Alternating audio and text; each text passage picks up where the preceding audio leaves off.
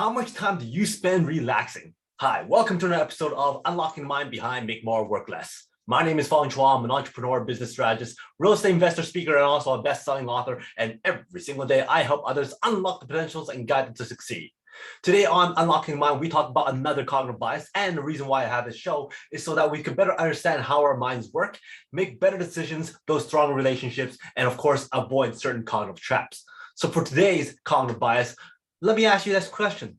How often do you spend relaxing during the week? You might give me a rough percentage over the course of a week. Okay, now put that number down and just remember it. Now, how much time do you spend over the course of a week watching TV? How much time do you spend over the course of the week eating?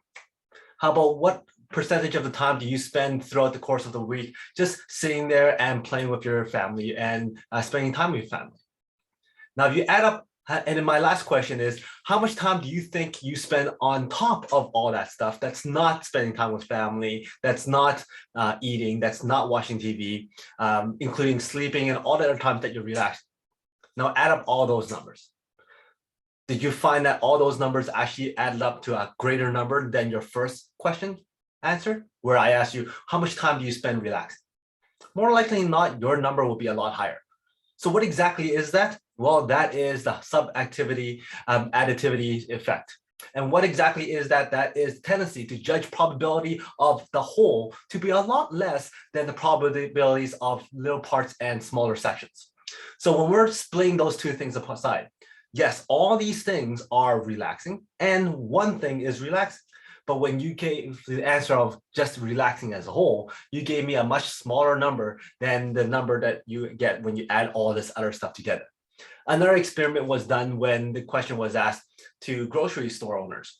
And there was two groups. One group was asked, so how much percentage of your food is actually candy? Okay, what is the percentage of all the food in your grocery store that's actually ice cream? And then how about on top of those two, what other percentage is actually junk food? And they gave a number.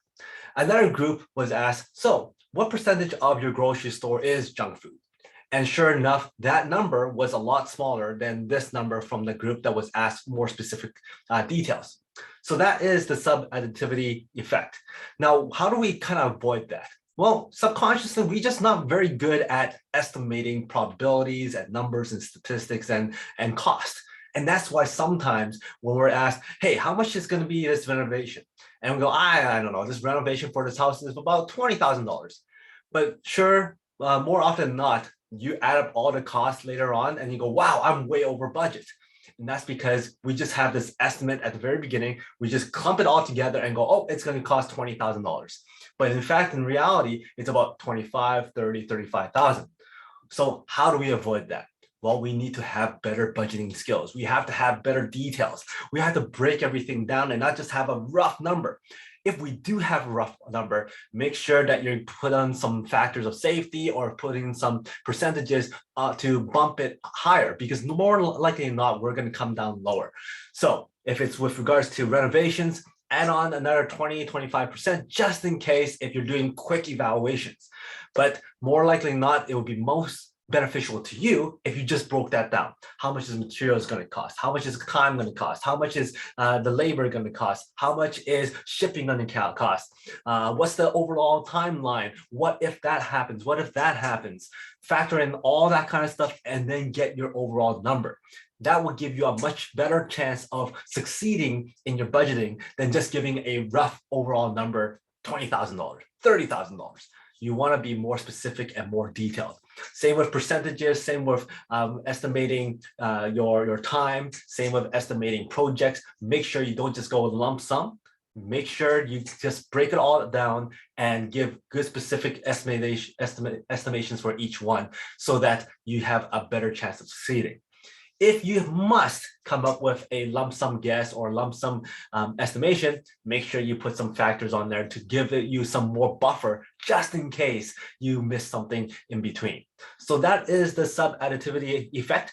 Hopefully you enjoyed this episode on Unlocking the Mind. And if you did, go back and watch some of my other episodes on Unlocking the Mind, which is on every single week, along with a whole bunch of other shows, the Peak Potential Success Show, the Mastermind Bites, and the Make More Mind Bites. Thank you very much for your likes, subscriptions, and your support. I love seeing your comments as well. And until next time, today is the day to unlock your peak potential. I'll see you later.